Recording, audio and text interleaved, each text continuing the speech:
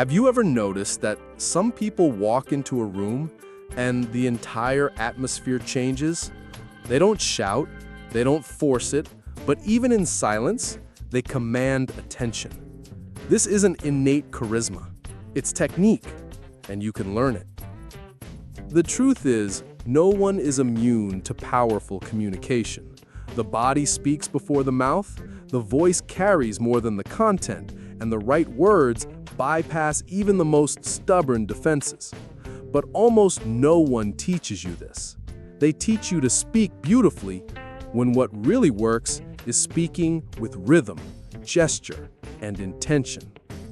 Do you want to be heard? Do you want your ideas to be respected without raising your voice? Then learn to speak like someone who doesn't need to prove anything. Today, you'll understand how to use your body, your voice, and your vocabulary as instruments of real influence, without seeming artificial, without needing to impose yourself. And the best part? You can start applying this today, even if you're trembling inside.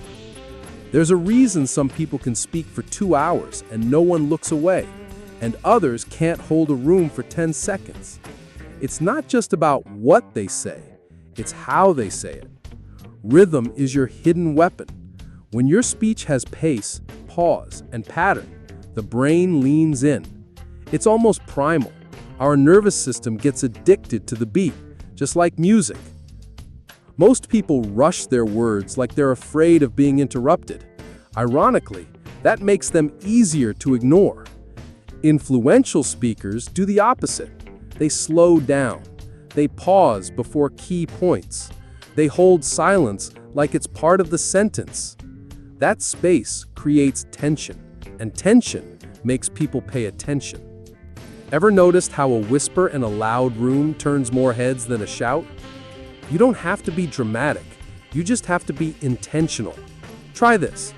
Next time you're about to say something important, stop, breathe, and then say it slower than you think you should. That single pause might carry more authority than your whole sentence. And when the voice aligns with the body, people can smell arrogance from across the room, but they can also sense insecurity before you even open your mouth. Real influence lives in the middle.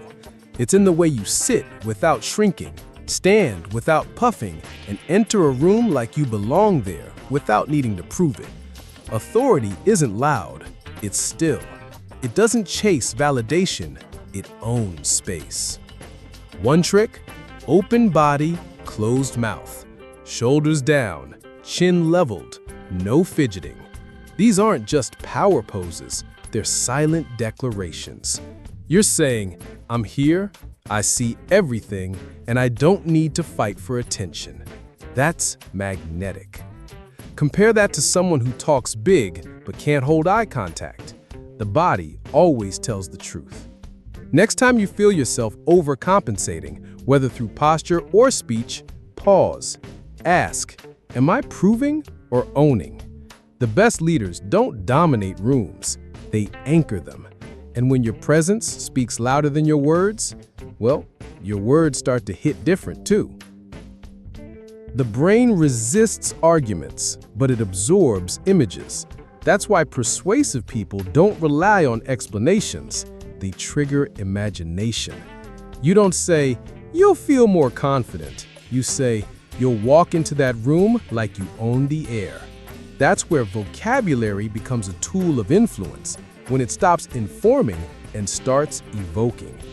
There are words that awaken tactile, visual, and emotional sensations. Freeze, collapse, explode with relief, swallow anger. The brain sees this before it even processes it logically, and this creates a direct bridge to the emotional realm, exactly where resistance resides. The magic is that when the mind visualizes, it is already participating, and those who participate tend to accept. Want to reduce objections? Replace "this will help you" with "it's like getting out of a stuffy room and getting some fresh air." The right words make the other person feel before they think, and at that moment, rationalization gives in.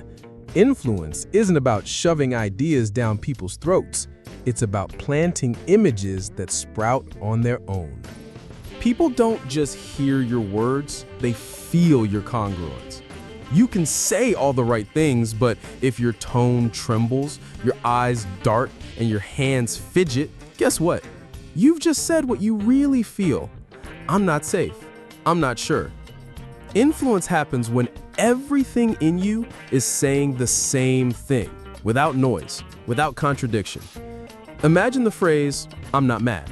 Now say it with your jaw clenched, your voice dry, and your shoulders rigid. The message changes, right? Emotional coherence is when tone, gesture, and pause are in sync with your intention. This creates a magnetic presence. The person feels that you believe what you're saying, and this confidence, even silent, is what moves them. The pause, for example, is a powerful detail. It's the space where emotion settles. A silence at the right moment is worth more than 100 well-articulated sentences. When you pause, the other person thinks.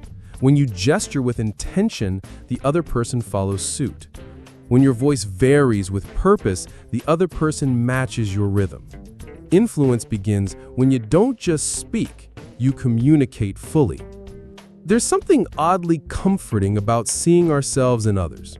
And that's exactly what mirroring taps into, our craving for familiarity. But forget about robotically copying gestures. Real influence happens when the imitation is so subtle, so organic, that the other person doesn't even notice. They just feel like you're someone easy to talk to. Neuroscience backs this up. Our brains have mirror neurons that fire when we observe someone else performing an action. It's empathy in code. So when you tilt your head slightly like they do, or use a similar rhythm of speech, the other person's brain says, "Hey, this person understands me." The connection happens in the subtext, not the script.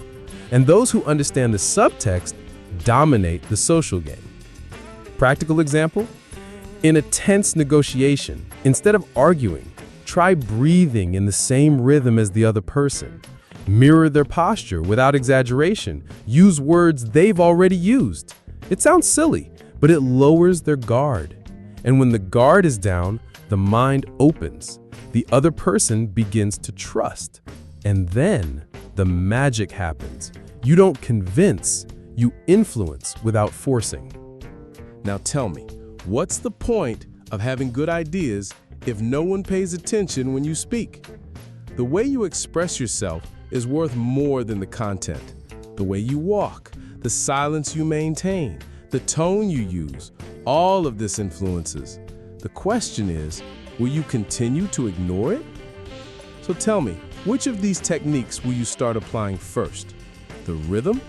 The vocabulary that draws images? Or will you pay more attention to your body when you're being observed? Tell me in the comments. Your communication can be your greatest asset or your greatest obstacle. If this video provoked you, made you reflect, or taught you something new, turn on notifications and subscribe here, because this is just the beginning. We'll continue to sharpen your mind and your speech until no one can ignore you anymore.